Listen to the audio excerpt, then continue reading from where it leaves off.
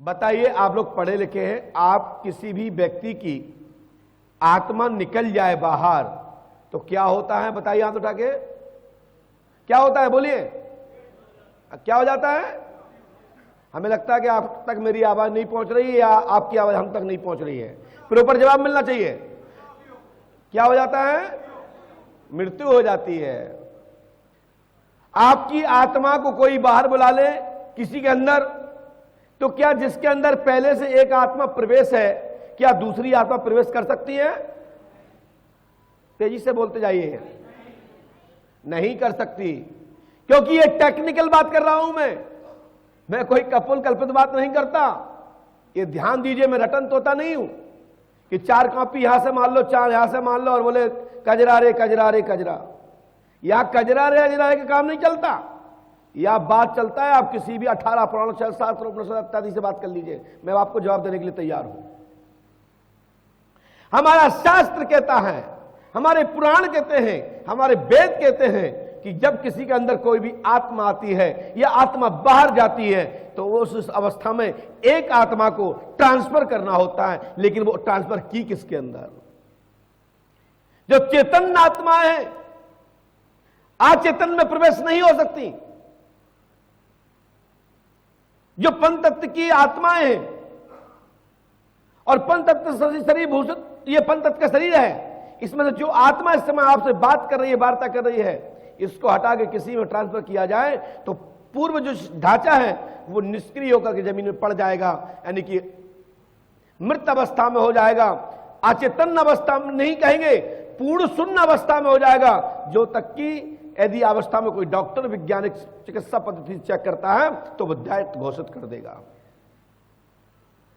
लेकिन मैं देखता हूं, मैंने सुना कि उस वीडियो के माध्यम से कि उसकी आत्मा बुलाई और दूसरे में बुला ली। मैंने उस व्यक्ति के लिए संदेश देता हूं, पढ़े लिखे लोग भी सुनिएगा। आगामी टाइम में मोदी जी क्या करने वाले हैं, उनकी एक बार आत्मा बुला लीजिए। चलो मोदी जी नहीं, कल कौन सा भाषण देने वाले राहुल गांधी जी हैं, उनकी आत्मा बुला लीजिए। चलिए मैं यहां से क्या बोलने वाला हूं कल, मेरी आत्मा बुला लीजिए। लेकिन ऐसा असंभव, अति असंभव, 101% असंभव, क्योंकि आत्मा किसी की किसी में प्रवेश नहीं की जा सकती। क्योंकि प्रेत आत्मा तो आ सकती है, भूत आत्मा आ सकती है, शैतान चूड़ेल जिन्न खब्बीस इत्यादि आ सकते हैं, लेकिन उसके पीछे भी एक रहस्य है।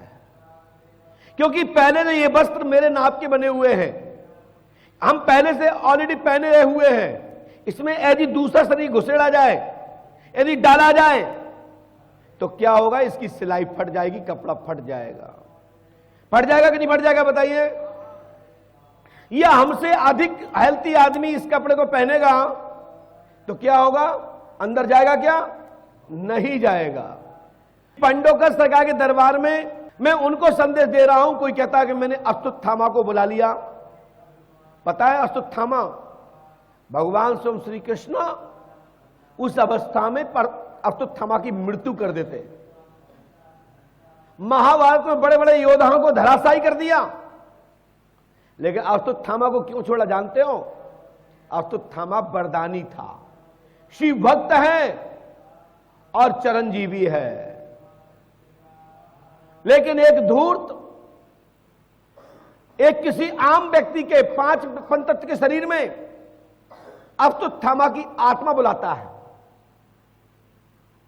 और बड़े बात से अश्वत्थामा पैरों में डले और वो अपने आप को शंभु बन रहा है। दूसरा पॉइंट, अश्वत्थामा तो छोड़ो, एक साधारण योद्धा था, वरदानी था, गुरु द्रोणपुत्र था, भगवान शिव का शिष्य था। लेकिन यहां तक की बात छोड़ो, परशुराम जी भी आ गए। और कैसे आ गए? भूत प्रेत जैसे खेलते हैं किसी पर, जैसे आमतौर पर देखे जाते हैं मंदिर, मठ आदि आदि भिन्न भिन्न स्थानों पर, जैसे माताएं बहनें, भाई बेटी बेटा लोग, हमारे बड़े बुजुर्ग लोग भी जिन पर सवारी आती उस तरह से वो मटक झटक रहे थे। और वो एक धूर्त अपने आप को शंभु बना बैठा है और कह रहा है आइए आदरणीय परशुराम जी आ रहे हैं। एक तो आदरणीय बोल रहा है, सब माननीय बोल रहा है, और कुर्सी पे बैठा है ऐसे जैसे स्वयं विष्णु बैठे हो और परशुराम जी पैरों में गिड़गिड़ा रहे हैं। मैंने कहा देखिए भगवान परशुराम चिरंजीवी हैं, लंबी आयु वाले हैं, अपनी इच्छा मृत्यु वाले हैं, क्योंकि संसार में जो इस पृथ्वी पर जो आया है वो अमर नहीं है। अमर माने आजीवन रहने वाला नहीं है, लेकिन इच्छा मृत्यु चिरंजीवी। जब तक परमात्मा की लीला चल रही है, इस संसार में जान है, जब तक उनकी इच्छा अनुसार उनकी मृत्यु नहीं होगी। जब चाहेंगे तभी होगी, इच्छा के अनुसार ही मृत्यु होगी, बीच में मृत्यु नहीं हो सकती। कुछ शब्द को मैं अपना वापस लेता हूं। तो मेरा कहने का तात्पर्य यह है, परशुराम जी आ गए। मैंने देखा एक दिन वो कालिया नांग भी आ गया, जिसको भगवान श्री कृष्ण के साथ मतलब श्री भगवान श्री कृष्ण ने नाच कर उनके फन पर नाचन किया। वृंदावन वासियों के लिए, ब्रज यात्रा के भक्तों के लिए उन्होंने एक प्रदर्शन नहीं, अपनी लीला में उस नांग के ऊपर नृत्य किया, अपनी बांसुरी का वादन किया, वशीकरण किया और वशीकरण की महिमा बताई कि बांसुरी में क्या महिमा है। लेकिन इतना ही नहीं, उस व्यक्ति के सामने वो नांग भी आ गए और वो श्री कृष्ण बन के उस पर लात धर रहे हैं। गजब! अति लोगों के अंदर इतना विवेक नहीं है कि उसके सामने बैठे हैं और सच्चाई का जवाब नहीं दे पा रहे हैं, मौन होकर के तमाशा देख रहे हैं। जैसे एक मदारी खेल करता है और हम लोग देखते हैं और ताली बजाते रहते हैं, वाह वाह वाह वाह, बहुत बढ़िया है, बहुत अच्छा जादू रहा।